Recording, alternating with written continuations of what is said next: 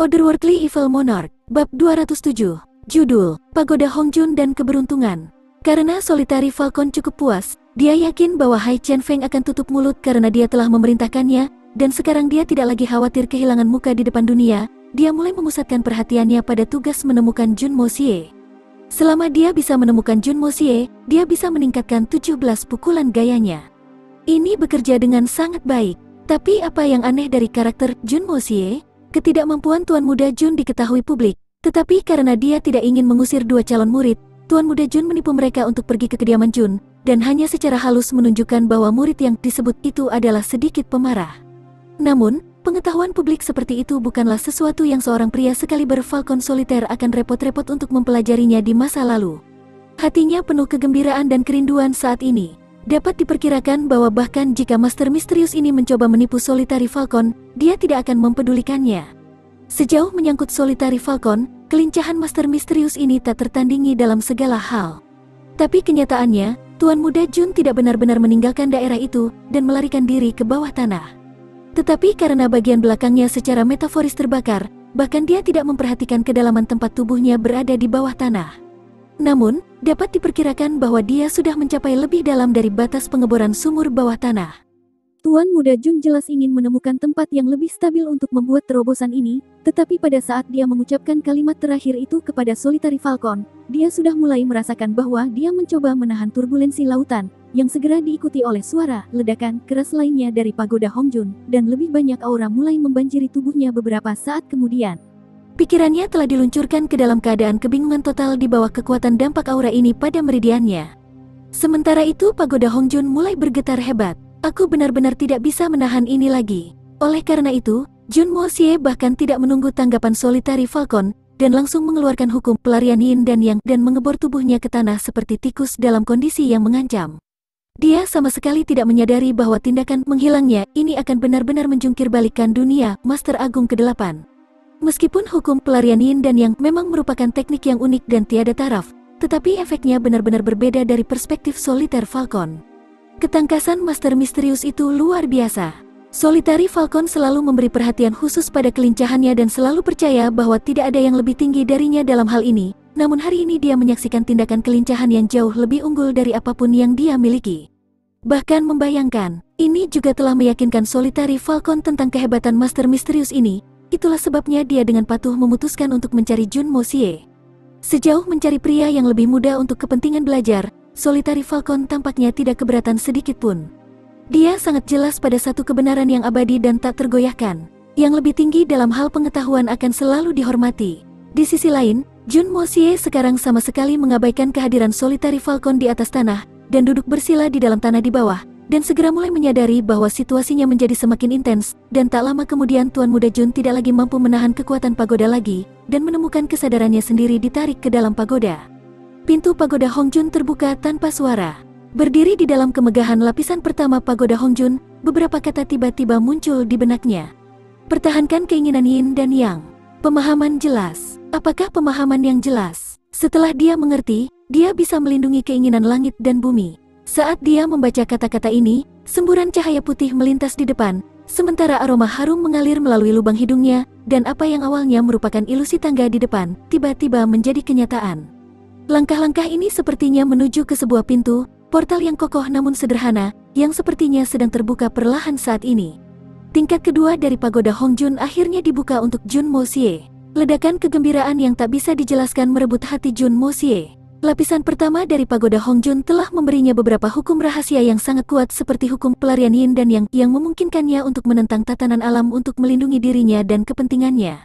Sesuai dengan norma dunia ini, Tuan Muda Jun hanyalah ahli dasar berlapis emas Suan dalam hal kekuatan, namun dengan bantuan hukum ini, dia dapat berkeliaran di grup bahkan dengan para ahli spirit Suan tanpa takut fisik. Membahayakan, seolah-olah seorang anak berusia 3 tahun telah diberi kekuatan untuk melampaui status orang dewasa, dan memberinya hak dialog yang setara. Bayangkan saja manfaat yang bisa aku dapatkan dari lapisan kedua pagoda. Dia menenangkan diri, dan kemudian perlahan melangkah maju menuju pintu, dan merasakan semacam atmosfer yang familiar saat dia mencapai pintu masuk lapisan kedua.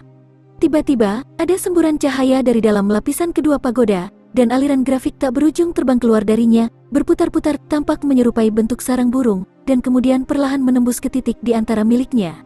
Dua alis, dan kemudian menghilang dengan jejak, tidak meninggalkan tanda-tanda pernah ada. Pada saat yang sama, pikiran Junmo Xie dapat dengan jelas melihat serangkaian kata dan sedikit gambaran humanoid di dalamnya. Sepertinya gambar-gambar itu menyerupai sistem aliran meridiannya. Segalanya tampak berjalan seperti yang terjadi saat memasuki lapisan pertama pagoda. Seseorang yang berjalan dalam lingkup langit dan bumi, harus melindungi keinginan langit dan bumi. Orang yang dengan gegabah memenggal kepala yang lain, memelihara hati yang beku. 9 transformasi setia menstabilkan jiwa dengan kehendak langit, dan kemudian mematuhinya. Junmo Xie mulai menjadi sedikit bersemangat setelah dengan hati-hati mempertimbangkan kata-kata itu lagi. Dari apa yang aku tahu, tampaknya lapisan pertama hanyalah permulaan untuk membuka kekayaan surga. Patuhi kehendak langit. Mulai sekarang, hanya ini yang dapat dianggap sebagai jalan yang benar di depan.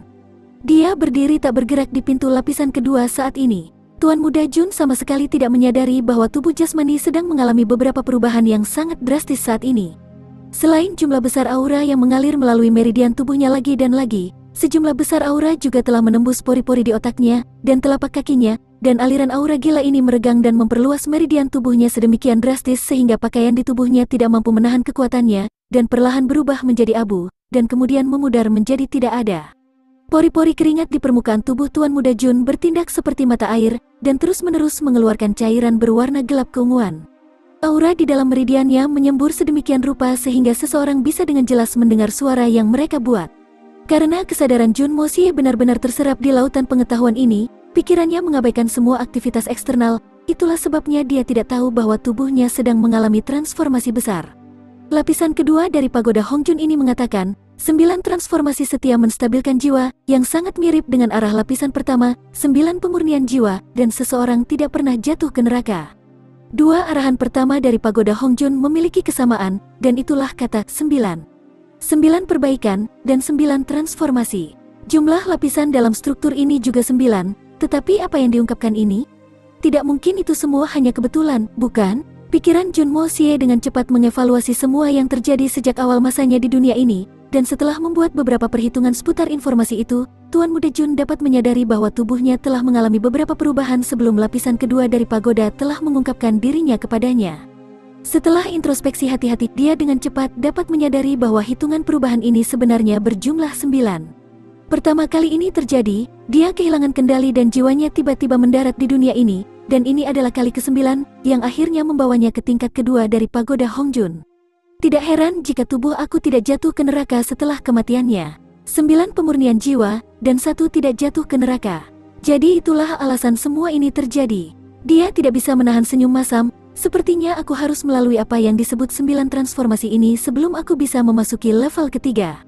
Ini jelas berarti bahwa tugas yang harus aku lakukan akan jauh lebih sulit daripada sebelumnya. Saat pikiran ini terlintas di benaknya, hatinya tiba-tiba merasakan perasaan tenang yang aneh, dan sepertinya kerangka pikiran telah banyak berubah. Dalam suasana yang tenang dan damai ini, kesadarannya perlahan mulai melayang ke tingkat kedua dari pagoda Hongjun. Ruangan ini sebesar yang di bawah, tapi tidak kosong. Ada tungku dan berkaki 3 di tengah ruangan. Api warna-warni menyala dengan mantap dan mulus di bawah tungku. Sebuah benda seperti buku tergantung di dekat tungku ini, dibungkus dengan kulit keemasan dan berkilauan. Beberapa karakter tertulis di tungku. Tungku keberuntungan. Saat Junmo Xie membaca kata-kata ini, mereka tiba-tiba menghilang. Bahkan Hitman yang berani sangat terkejut dengan ini. Junmo Xie tidak bisa membantu dengan hati-hati memeriksa tungku misterius ini dari kejauhan, lalu perlahan mengambil 2 langkah lebih dekat ke sana. Itu mulai tampak seolah-olah sebuah suara memanggilnya dari tungku misterius ini, tampaknya mencoba menariknya lebih dekat ke dirinya sendiri. Kekuatan yang tak bisa dijelaskan itu sepertinya tidak bisa ditolak sama sekali, tapi Junmo Xie masih tidak ingin menolaknya karena rasanya seolah-olah suara ini milik teman yang sangat dekat dari. Saat dia mendekati tungku, nyala api di bawah tungku ini yang menurutku memanggilnya, tiba-tiba melompat dan langsung membungkus kesadaran Junmo Xie di dalamnya. Junmo Xie hanya punya sedikit waktu untuk merasakannya, tetapi rasanya seolah-olah tubuhnya melewati 18 lapisan neraka sebagai hukuman. Tetapi karena kesadarannya sadar, dia jelas bisa merasakan rasa sakit yang luar biasa darinya, dan rasa sakit ini telah melampaui titik kemampuan ketahanannya. Di luar, tubuh Junmo Xie sudah berhenti mengeluarkan cairan aneh itu. Tubuhnya mulai merasakan sensasi terbakar karena telah dibungkus dengan api besar dan berwarna-warni. Di atas tanah, hutan maple besar itu, yang awalnya tumbuh subur, telah layu dalam sekejap mata. Seluruh jajaran tanaman di tanah telah layu, terlepas dari kemampuannya untuk menahan panas, dan bahkan bilah rumput yang paling keras kepala pun tidak terkecuali. Hutan yang awalnya mewah ini langsung berubah menjadi lahan terkering. Awan kabut mulai naik dari tanah, dan dengan cepat menghilang menjadi ketiadaan di langit di atas. Semua air dalam radius beberapa mil telah langsung menguap. Sepertinya bagian kota Tianxiang yang subur ini tiba-tiba menjadi lambang kematian. Tanah ini sangat kering sekarang, bahkan jika seseorang membanjiri tanah ini dengan air, tanah yang kekurangan air ini akan menyerap air begitu dalam di saluran airnya sehingga orang mungkin tidak akan pernah bisa menggali cukup dalam untuk menemukan jejak kelembaban. Di dalamnya, tubuh Junmo Xie yang cantik dan kokoh terus berputar dan berputar dalam nyala api ini, sampai nyala api ini perlahan dan bertahap berkurang, memperlihatkan tubuh Junmo Xie yang tidak terluka. Tiba-tiba, terdengar suara panggilan lain, dan tubuh Junmo Xie langsung menghilang dari tanah. Pada saat yang sama, dan untuk pertama kalinya, dia menemukan tubuh fisiknya berdiri di dalam tingkat kedua pagoda Hongjun. Otherworldly Evil Monarch, Bab 208, Judul, Api Primal Chaos, dan Tungku Keberuntungan. Nyala api Primal Chaos mengacu pada nyala api mitos yang merupakan asal mula semua materi. Seperti teori Big Bang, benda yang disebut tungku, lebih mirip kuali dari segi tampilan. Ada dua mayat Junmo Xie di dalam pagoda Hongjun saat ini. Yang asli, dan yang ilusi. Sebuah kekuatan yang sangat kuat sedang mencoba untuk menarik kedua benda itu bersama-sama, dan segera kedua benda itu menyatu dan menjadi satu. Furnace of Good Fortune mulai mengeluarkan suara nyaring sekali lagi, dan segera sebuah cahaya muncul darinya, mengelilingi tungku, dan kemudian menghilang menjadi ketiadaan. Junmo Xie tiba-tiba menyadari bahwa pergelangan tangannya telah dipotong, dan darah mengalir keluar dari luka itu seperti air mancur. Namun, alih-alih jatuh ke tanah, darahnya jatuh langsung ke tungku. Api warna-warni yang awalnya memudar mulai menyala lagi, dan segera mencakup seluruh tungku ke dalam kobaran api berwarna-warni. Namun, Junmo Xie tidak merasakan panas dari api besar ini, meskipun dia berdiri di dekatnya. Api dari Primal Chaos. Kata-kata ini tiba-tiba muncul di dalam pikirannya, dan kemudian cahaya berwarna keemasan gelap melintas dari dalam Furnace of Good Fortune, dan langsung masuk ke tubuh Junmo Xie. Tuan Muda Jun tiba-tiba menyadari bahwa luka di pergelangan tangannya telah menghilang secara tiba-tiba, dan jika tubuhnya tidak merasakan sedikit ketidaknyamanan karena kehilangan banyak darah, dia tidak akan pernah menyadari bahwa pergelangan tangannya baru saja telah dipotong beberapa saat yang lalu. Api warna-warni tiba-tiba berhenti menyala lagi, dan seluruh ruangan menjadi sunyi sekali lagi, membalikkan suasana ruangan menjadi seperti ketika dia memasuki lantai 2 pada awalnya. Tungku berkaki 3 tetap diam di tengah ruangan. Api warna-warni di bawah tungku hanya menyala dengan api yang sangat kecil di bawahnya saat ini, tetapi nyala api itu masih begitu halus sehingga seolah-olah akan terus menyala selama sisa keabadian. Buku itu masih diam-diam ditempatkan di sebelah tungku ini.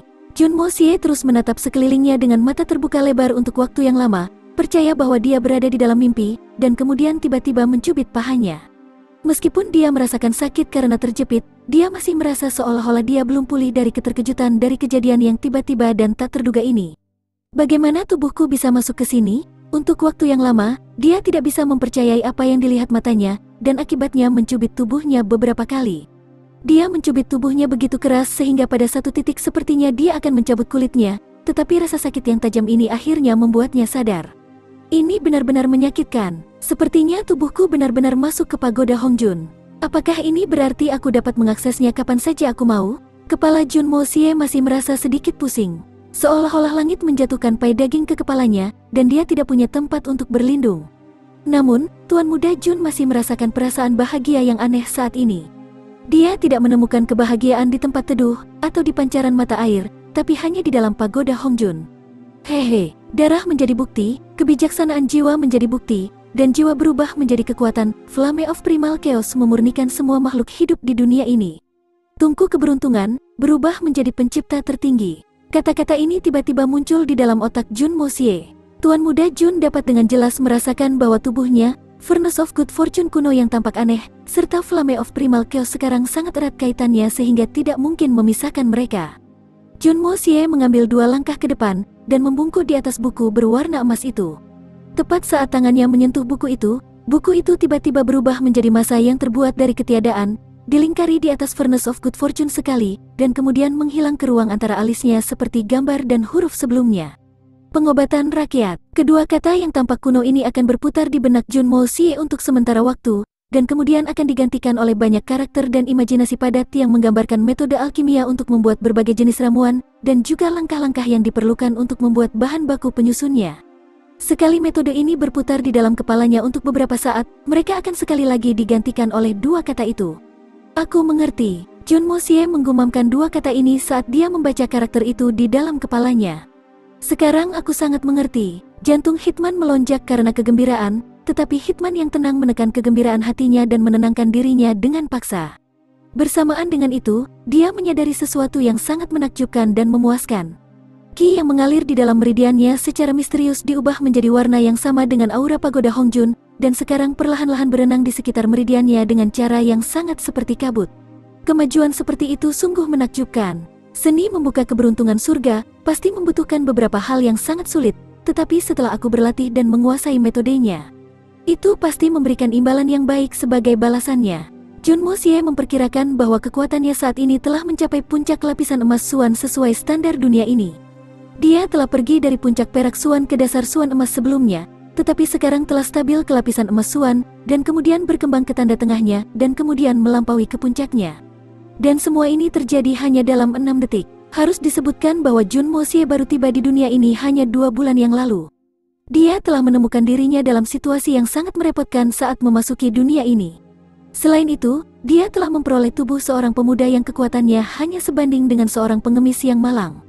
Keluarganya berada dalam krisis, hidupnya dalam krisis, kekuatan tubuhnya hanya sebanding dengan semut di dunia ini. Jika Junmo Xie yang asli bertahan di dunia ini lebih lama lagi, maka dia akan menyerah pada akhir hidupnya dengan sangat mudah dalam waktu singkat. Faktanya, jika bukan karena dukungan pagoda Hongjun, Junmo Xie yang baru juga sudah mati berkali-kali sekarang. Dia selalu mengandalkan rahasia ini untuk mengubah keadaan berbahaya menjadi keamanan. Namun, tidak dapat disangkal bahwa kekuatan pribadinya jauh dari memadai. Kekuatan tubuhnya telah mencapai puncak alam Silver Swan dalam waktu kurang dari 2 bulan, yang tidak kurang dari keajaiban. Namun, kekuatan Silver Swan tidak cukup untuk memastikan keamanan seseorang di dunia ini. Dapat dikatakan bahwa hidupnya masih dalam bahaya pada saat itu, dan dia masih bisa ditaklukkan jika keadaan berubah bertentangan dengan kepentingan terbaiknya. Kemudian beberapa hari yang lalu, dia menerima hukum pelarian Yin dan Yang, dan Tuan Muda Jun akhirnya dapat menemukan cara untuk memastikan perlindungan hidupnya. Selain itu, hukum ini telah memberinya cara terbaik untuk melindungi dirinya sendiri saat dalam bahaya. Namun, meski begitu, itu masih jauh dari cukup. Tidak pernah menjadi sifat Junmo Xie untuk menahan diri. Oleh karena itu, dia masih membutuhkan kekuatan untuk maju dan mengambil serangan saat dibutuhkan. Junmo Xie tidak akan pernah berutang kepada siapapun, dia tidak akan pernah meminta bantuan siapapun, juga tidak akan membiarkan siapapun mengganggunya. Seperti itulah sifatnya. Jika kamu mencuri dariku, aku akan memukuli kamu. Jika kamu mempermalukan aku akan melakukannya ratusan kali lipat. Jika kamu menyakiti keluargaku, aku akan membantai seluruh keluargamu. Dan jika kamu menipuku, maka itu akan tetap tersimpan dalam ingatan aku selamanya. Pengkhianatan adalah hal yang paling tak tertahankan. Pengkhianatan adalah kejahatan terbesar di dunia di mata Junmo Xie. Meskipun bayangan ini berbeda dari skala dunia, tetapi ini adalah salah satu alasan dia mengasosiasikan dirinya pada tingkat moral dengan keluarganya. Jika kamu berani menyakiti bahkan satu helai rambutku, aku akan memotong lenganmu. Dan siapapun yang berani menyakitiku, aku akan menghancurkan seluruh keluarganya. Tidak peduli siapapun, mereka semua akan mendapatkan perlakuan yang sama. Namun, kekuatan karakter bukanlah segalanya. Kekuatan fisik menentukan segalanya pada akhirnya. Jika seseorang hanya memiliki karakter yang kuat, pada akhirnya ia menemukan jalan menuju kehancurannya. Oleh karena itu, Junmo Xie telah berharap untuk membuka lapisan kedua dari pagoda Hongjun secepat mungkin, dan kemudian yang ketiga, dan kemudian ke-9. Dia tahu bahwa pagoda Hongjun adalah satu-satunya dukungan nyata yang dia miliki di dunia ini. Manfaat dari kekuatan finansial bisa terbang seperti debu. Bahkan keluarganya mungkin tidak dapat memastikan kelangsungan hidup mereka dalam situasi perebutan kekuasaan sekarang ini hanya dengan uang. Pertama, masalah selama 10 tahun dengan Silver Blizzard City, dan sekarang masalah dengan Suehun Manor telah menempatkan Tuan Muda Jun di bawah banyak tekanan. Selain itu, setiap keluarga di kota Tianxiang sedang membiarkan ular hari-hari ini karena perebutan kekuasaan mulai memakan korbannya, yang menambah lebih banyak bahaya pada keadaannya. Tidak ada yang tahu tentang tekanan yang dirasakan Junmo Xie. Meskipun dia tidak pernah menunjukkannya, tetapi itu tidak berarti dia tidak merasakannya. Namun sekarang dia telah membuka lapisan kedua dari pagoda Hongjun, Meskipun kekuatannya masih cukup rendah, tetapi dia akhirnya menemukan beberapa modal yang nyata dan positif. Dia tahu bahwa satu-satunya kekuatan emas Swannya tidak akan cukup. Nyatanya, itu jauh dari mencukupi. Namun, dengan bantuan Furnace of Good Fortune ini, dan buku Folk Remedies, Jun Moxie sekarang dapat membangun keluarganya dengan pasukan yang kokoh dan tangguh dalam waktu yang sangat singkat. Selain itu juga akan membantu meningkatkan kekuatannya sendiri dengan cepat. Kemudian, setelah waktunya tiba, Jun Moxie bisa memperlihatkan taringnya ke seluruh dunia. Jun Moxie tiba-tiba bisa merasakan angin bertiup di depan matanya. Kekuatan dunia ini, aku, Jun Moxie akhirnya menemukan modal nyata untuk menghadapimu sekarang. Tiba-tiba, Tuan Muda Jun mendapati dirinya di kegelapan tanah, sepertinya tidak tahu kapan dia keluar dari pagoda Hongjun. Saat pikiran tentang soliter Falcon dan Hai Chen Feng bergegas ke kediamannya untuk mencari dia terlintas di benaknya, dia segera merasakan urgensi situasi dan melarikan diri dari tanah. Sinar matahari, Jun Moxie tampak agak tersesat berdiri di atas tanah, sementara matanya tertunduk di bawah tatapan matahari. Kekuatannya telah berkembang cukup signifikan dalam waktu yang sangat singkat. Wajar jika dia berada dalam kerangka berpikir yang sangat bersemangat, bahkan dia agak terlena tentang hal itu. Seolah-olah seorang miskin tiba-tiba memenangkan lotre. Meskipun dia tahu betul bahwa dia perlu merahasiakannya, hatinya masih sakit untuk sedikit memamerkan kekuatan barunya, dan karena itu dia tidak bisa menahan diri untuk mengumpulkan kekuatannya. Dalam kerangka pikirannya yang bersemangat, Tuan Muda Jun bahkan tidak menyadari bahwa dia berdiri telanjang bulat di hutan saat ini. Sebuah jeritan menembus udara, dan diikuti oleh kemarahan dan kebencian seorang gadis memenuhi kutukan. Mesum, cabul, dia punya keberanian untuk melakukan itu. Di siang bolong, Jun Moxie berbalik untuk menyadari bahwa dua orang berdiri sekitar 10 meter darinya. Seorang pria muda dan gadis muda. Rambut gadis muda itu tergerai di atas bahunya dan sampai ke gaun putihnya. Dia memiliki tubuh yang tampak agak halus dan anggun, dan sedang dalam proses berbalik sambil menginjak kakinya pada saat yang sama. Tangannya sepertinya menutupi matanya. Di sebelahnya berdiri seorang pria muda yang tampan, tetapi hidungnya yang seperti Raja Wali dan seringai marah di wajahnya menunjukkan bahwa dia tidak terlalu bahagia saat ini. Tangan kirinya mengulurkan jari ke arah Jun Moxie, sementara tangan kanannya menemukan jalan ke gagang pedangnya. Kamu memiliki keberanian untuk melakukan tindakan tak tahu malu seperti itu di siang hari yang cerah. Tuan muda ini tidak tahan dengan keberanian kamu. Aku akan memberimu pelajaran. Pelajaran apa? Aku tidak mengerti kamu. Jun Moxie tidak bisa menahan diri untuk bertanya-tanya. Keduanya tidak stabil secara mental atau semacamnya, bukan? Aku hanya berdiri di sini dan kamu datang sambil meneriakkan kutukan padaku? Tidak bisakah kamu memberitahuku dari penampilanku bahwa aku bukan bajingan apapun? Kamu benar-benar ingin memulai pertengkaran sekarang. Jarang bagi Jun Moxie untuk mengingat kata-kata seseorang, tetapi masih mendapati dirinya secara tidak sadar melangkah maju.